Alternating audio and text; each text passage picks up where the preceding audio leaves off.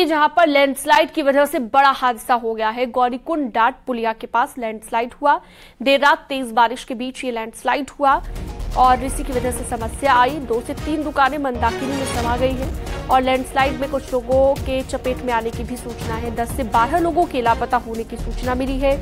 NDRF, SDRF, local police मौके पर मौजूद है और लगातार जारी बारिश के बीच राहत बचाव कार्य चल रहा है और राहत बचाव में दिक्कतें भी आ रही हैं। 10 से 12 लोगों के लापता होने की सूचना है। तो ये अपने आप में बड़ी खबर। 10 से 12 लोग आखिर कहाँ गए, कोई पता इनका नहीं चल पाया है और राहत बचाव कार्य चल रहा है। लेकिन आप देखिए लगातार अभी भी बारिश हो रही है और लगातार बारिश होने के चलते जो रेस्क्यू यहाँ पर चल रहा था उसमें भी दिक्कतें आ रही है। 2 से 3 दुकानें मंदाकिनी नदी में समा गई। 10 से 12 लोगों के लापता होने की सूचना है। सुनील प्रभात हमारे साथ लाइव जुड़ गए हैं, सीधा जानकारी के लिए रुख करते हैं। सुनील, कोई अपडेट मिला हो? 10 से 12 लोग लापता हैं और बड़ा हादसा लैंडस्लाइड की वजह से यहां पर हुआ। देखिए सीनम, ये गौरीकुंड से करीब 1 किलोमीटर पहले एक डाट पुलिया पड़ती है। डाट पुलिया के सामने ही 3 दुकानें वहां पर थी जो नेपाली मूल के लोग इन दुकानों को संचालित करते थे और इनके साथ अन्य लोग भी रहते थे। जब कुछ दुकानें चलाते थे तो कुछ केदारनाथ यात्रा में डंडी कंडी का काम करते थे।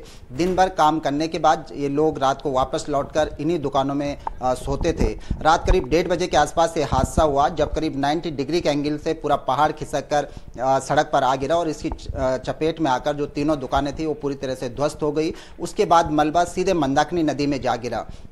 पहाड़ी है, पहाड़ के बीच में सड़क है और उसके ठीक नीचे मंदाकिनी नदी है। तो पूरा का पूरी जो तीनों दुकानें थी वो मलबे की चपेट में आकर मंदाकिनी में जा समाई। इसके बाद जब वहां पर तत्काल जब सूचना मिली तो सर्च एंड रेस्क्यू ऑपरेशन वहां पर शुरू किया गया। देर रात ही 2 बजे के आसपास वहां पर जो टीमें थी वहां पर पहुंच गई थी। लगातार वहां पर रेस्क्यू कार्य चलता रहा, लेकिन तेज बारिश के कारण आधी रात को इस पूरे सर्च एंड रेस्क्यू ऑपरेशन को रोकना पड़ा। आज तड़के एक बार फिर से वहां पर सर्च एंड रेस्क्यू ऑपरेशन शुरू कर दिया गया है। एसडीआरएफ की टीमें वहां पर मौजूद हैं, एनडीआरएफ की टीमें वहां पर मौजूद हैं। इसके अलावा लोकल पुलिस और लोकल जो डिजास्टर रिलीफ फोर्स है उसके भी तमाम लोग वहां पर मौजूद हैं। लेकिन अभी भी लगातार बारिश जारी है जिसके चलते पहाड़ी से पत्थर भी वहां पर लगातार गिर रहे हैं। तो इसके कारण सर्च एंड रेस्क्यू ऑपरेशन में दिक्कतें आ रही हैं। लेकिन जो अभी प्राथमिक तौर पर जो सूचनाएं आ रही हैं कि पूरा जो मलबा था उसको छान लिया गया है। वहां पर अभी कोई ऐसी चीज नहीं मिली है कि कोई ह्यूमन बॉडी वहां पर हो या कोई लोग मलबे में दबे हों।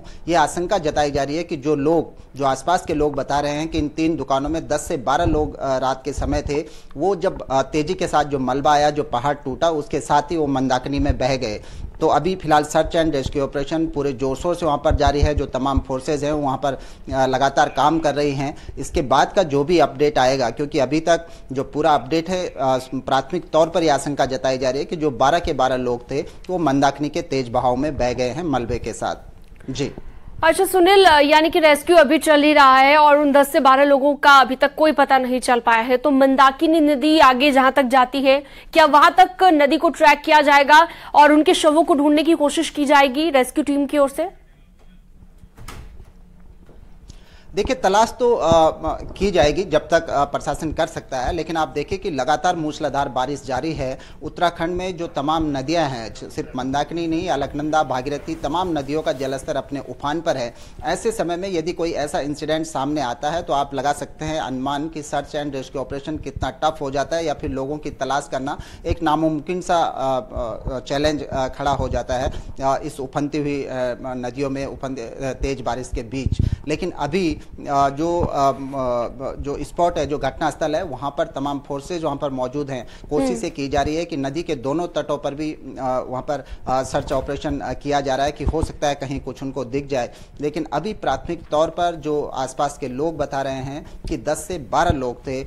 ये बड़ा चैलेंज है कि इसका अभी चूंकि आसपास कोई ये बताने वाला भी नहीं है कि उसके लोग यहाँ पर रहते थे, तो प्रशासन अभी तलाश कर रहा है कि एक पुख्ता जानकारी प्रशासन को लगे कि आखिर कौन लोग यहाँ पर थे, कितने लोग यहाँ पर थे।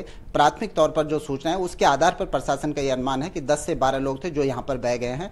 तो इनकी तलाश में वहाँ पर जो तमाम फोर्सेज हैं उनको लगाया गया है। जी ठीक है सुनील, बहुत शुक्रिया, तमाम जानकारी आपने दी।